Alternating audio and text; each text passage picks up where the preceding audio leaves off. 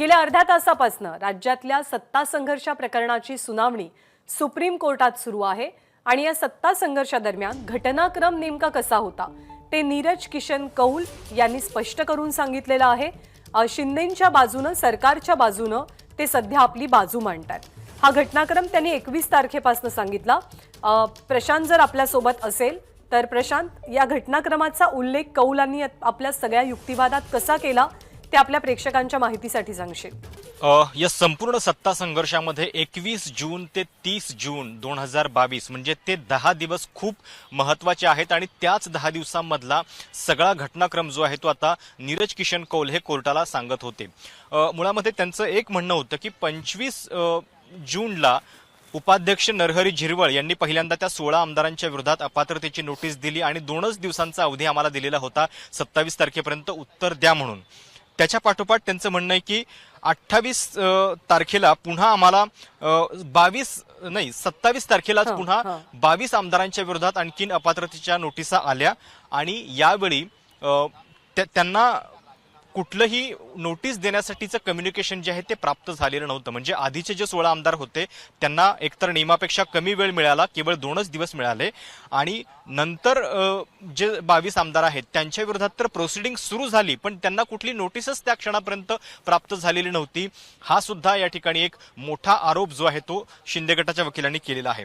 त्याच्या पाठोपाठ ते त्या सगळ्या घटनाक्रमाकडे आलेले आहेत की 28 तारखेला मग राज्यपालांनी एक कम्युनिकेशन म्हणजे राज्यपालांना पहिल्यांदा देवेंद्र फडणवीस जे तत्कालीन विरोधी पक्षनेते होते त्यांनी एक पत्र लिहिलं आणि तातडीनं फ्लोर टेस्ट व्हायला पाहिजे अशी मागणी केली। त्याच पत्राच्या आधारे राज्यपालांनी मुख्यमंत्री ठाकरे यांना पत्र लिहिलं आणि सांगितलं की 30 जूनला तुम्ही तातडीनं बहुमत जे आहे ते सिद्ध करा। आणि राज्यपालांच्या त्या 3 पत्रामध्ये 3 गोष्टी होत्या।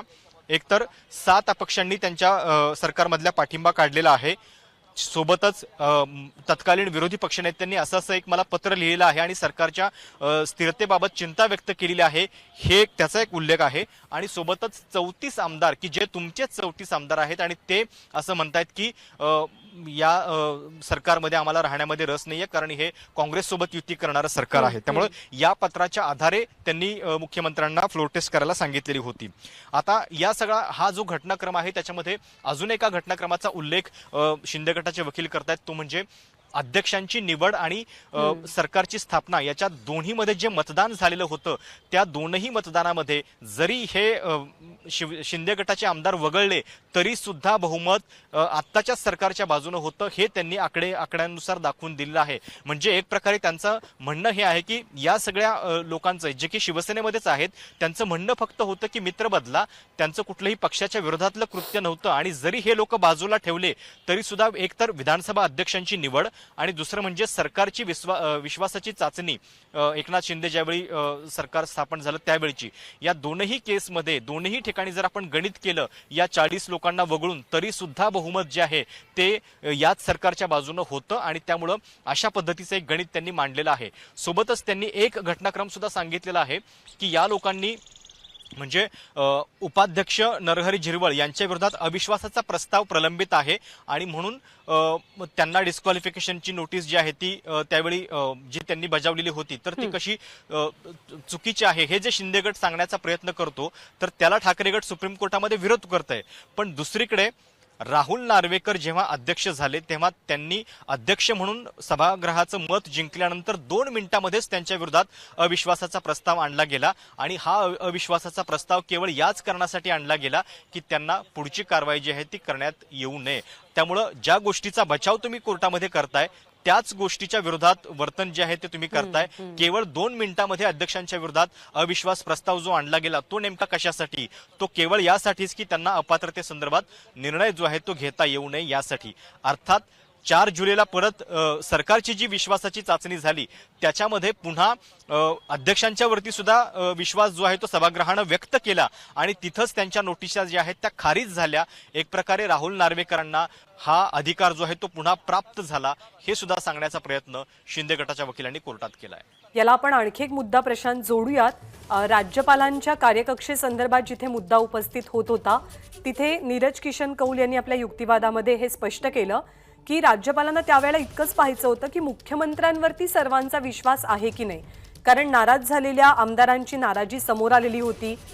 विरोधी पक्ष आणि नाराज आमदार यांचं ते एकत्रित पत्र होतं आणि सदनाचा विश्वास सध्याच्या सरकारवरती आहे की नाही हे जाणून घेण्यासाठी बहुमत चाचणीपेक्षा आणखी दुसरा कोणता चांगला मार्ग असू शकतो, उत्तम मार्ग असू शकतो असा सवाल उपस्थित करत आपल्या युक्तिवादातनं एक प्रकारे राज्यपालांची ती कृती कशी महत्त्वाची होती बहुमत चाचणीसाठीची ती पटवून देण्याचा प्रयत्न आपल्याला दिसून येतोय. आणखी एक महत्त्वाचा मुद्दा कौल यांच्या युक्तिवादातला तो म्हणजे निवडणूक आयोगानं चिन्ह आणि पक्षाचं नाव शिंदेंना कसं दिलं. तर निवडणूक आयोग खरं तर अशा परिस्थितीमध्ये दोनही गटांना पक्षचिन्ह किंवा पक्षाचं नाव देत नाही, ते गोठवलं जातं. अशी बरीच प्रकरणं आपल्या देशात घडलेली आहेत. पण मग निवडणूक आयोगानं विधिमंडळात आणि राजकीय पक्षात बहुमत नेमकं कुणाचं आहे हे पहिल्यांदा विचारात घेतलं आणि त्यानुसार ते पक्षचिन्ह बहाल झालं. 10व्या सूचीनुसार जर का आपण विचार केला, इथे सरन्यायाधीशांचा मुद्दा येतो, त्यांनीही यामध्ये आपली टिप्पणी नोंदवली आहे की 10व्या सूचीनुसार पक्ष विलीन करण्याचा किंवा त्या गटाला विलीन करण्याचा जेव्हा विचार होतो तर तेव्हा काय होतं तर आम्ही शिवसेना असा दावा दोघांकडनंही केला जातोय. 2 गट तर निश्चित आहेत, पण जेव्हा पक्षामध्ये फूट पडते किंवा पक्षात सहमती नसते तेव्हा पक्ष सोडलाच जातो अशी काहीही परिस्थिती नसते. दोनही गट पक्षामध्ये असले तरी सुद्धा 10वी सूची लागू होते. कोणत्या गटाकडे बहुमत आहे यानं 10व्या सूचीच्या तरतुदींवरती परिणाम होत नाही.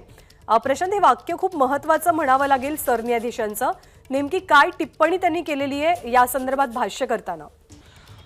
साहजिक आहे की हा जो सगळा घटनाक्रम या ठिकाणी नीरज किशन कौल सांगत होते त्यांचा मुद्दा हा आहे की याच्यामध्ये 10th शेड्यूल लागूच होत नाही, कारण आम्ही केवळ पक्षामध्ये राहूनच एक वेगळं मत मांडलेलं आहे. आमचा आक्षेप तर मुख्यमंत्र्यांच्या विरोधात पण नव्हता. आमचं फक्त म्हणणं होतं की आपले मित्र जे आहेत ते बदला आणि सरकार स्थापन करा, आणि त्यामुळं हे कृत्य जे आहे ते पक्षांतर बंदी कायद्याच्या आतमध्ये येतच नाही. आमचा तो पहिल्या दिवसापासून कुठेही आम्ही त्याच्या संदर्भात बचाव किंवा त्याच्या संदर्भात मुद्दाच मांडलेला नाहीये. आमचं हे जे आहे ते इंट्रा पार्टी डिसेंट आहे, म्हणजे काय तर पक्षांतर्गत हा अंतर्विरोध आहे आणि तो आम्ही केवळ लोकशाहीला धरून उपस्थित करतोय, हे त्यांचं आर्ग्युमेंट आहे. आणि त्या आधारे मग त्यांनी त्या 2 गोष्टी सभागृहामध्ये गणिताच्या ज्या सांगितल्या त्या याचसाठी सांगितलेल्या आहेत की आम्ही असतो नसतो तरी फरक पडलेला होताच, तरी सुद्धा उद्धव ठाकरे सरकारला त्यांच्याकडे बाजूनं बहुमत जे आहे ते मिळवता येत नव्हतंच. त्यामुळे आमचे पात्रता अपात्रतेचे मुद्दे तर सोडाच, आम्ही जरी बाजूला असतो या संपूर्ण चित्रामधून तरी सुद्धा ही जी 2 गणितं सांगतात की त्यांनी पूर्णपणे बहुमत जे आहे ते गमावलेलं होतं, सरकारच्या बहुमताला धोका होता.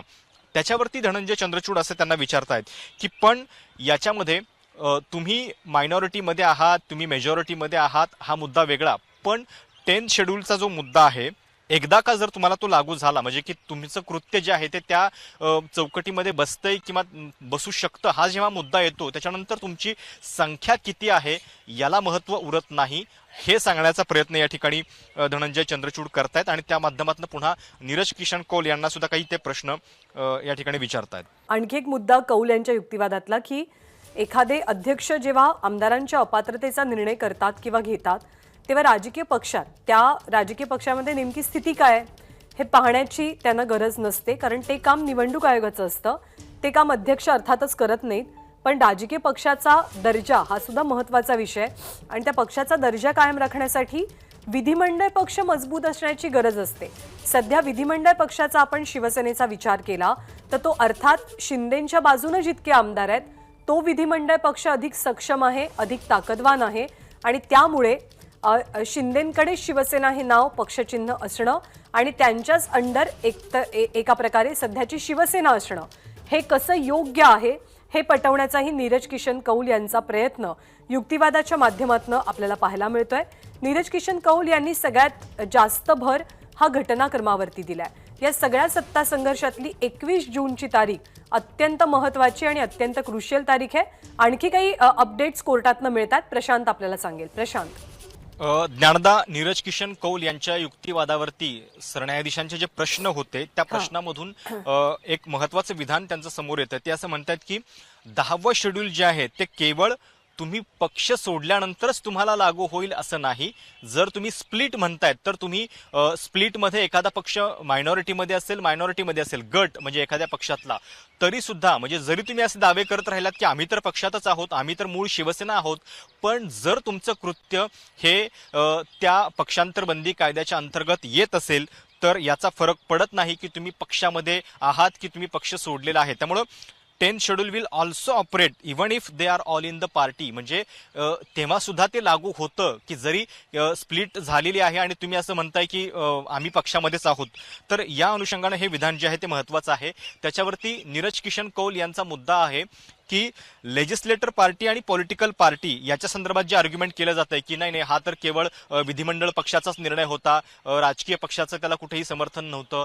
तर शिंदे गटाच्या वकिलांचं म्हणणं आहे की मुळामध्ये आम्ही हे मान्य करतो की लेजिस्लेटर पार्टी आणि पॉलिटिकल पार्टी हे दोन वेगळे मुद्दे जरी असले तरी हा जो आमचा निर्णय होता त्याला पॉलिटिकल पार्टीचं सुद्धा पाठबळ होतं. कारण मुळात आम्ही हे म्हणतोय की या दोन्ही मधला संबंध जो आहे तो गहिरा आहे आणि केवळ लेजिस्लेटर पार्टी किंवा विधिमंडळ पक्षाला तुम्ही पॉलिटिकल पार्टीपासून असं वेगळं करू शकत नाही. आणि याच्या आधीच्या कोर्टाच्या निकालांमध्ये सुद्धा ही बाब जी आहे ती गृहीत धरलेली आहे की विधिमंडळ पक्ष हा सुद्धा एक महत्वाचा भाग आहे राजकीय पक्षाचा. आणि त्या अनुषंगानं काही महाराष्ट्र विधानसभेच्या कामकाजाचे जे नियम आहेत ते सुद्धा नीरज किशन कौल आता कोर्टाला समजावून सांगतायत.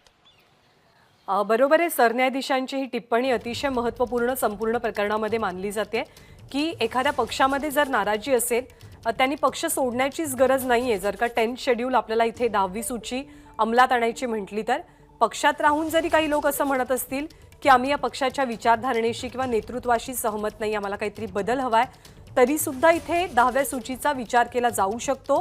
कारण ते सरळ सरळ आपल्याला 2 गट पडल्याचं पाहायला मिळतात.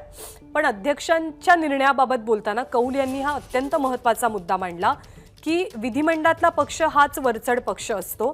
कारण विधिमंडळ पक्ष मजबूत असण्याची गरज असते. राजकीय पक्षाचा दर्जा कायम ठेवायचा असेल तर या दोघांचंही अवलंबित्व एकमेकांवरती आहे. आणि निवडणूक आयोगाचं हे काम असतं. अध्यक्ष हे काम करत नाहीत की कुठला पक्ष किंवा कुठला गट अधिक स्ट्रॉंग आहे. निवडणूक आयोगाचा निर्णय घेतो आणि जो निर्णय निवडणूक आयोगानं घेतलाय, एकनाथ शिंदेंना शिवसेना हे पक्ष नाव आणि धनुष्यबाणाचं चिन्ह निवडणूक आयोगानं बहाल केलेलं आहे. कौल यांनी आपल्या युक्तिवादामध्ये घटनाक्रम सांगताना 21 जूनची तारीख याचा विशेष उल्लेख केलेला आहे. 21 जूनला शिंदे गटाच्या शिंदेंसोबत असलेल्या 34 आमदारांची बैठक झाली. याच बैठकीदरम्यान पक्षप्रतोद बदलले गेले.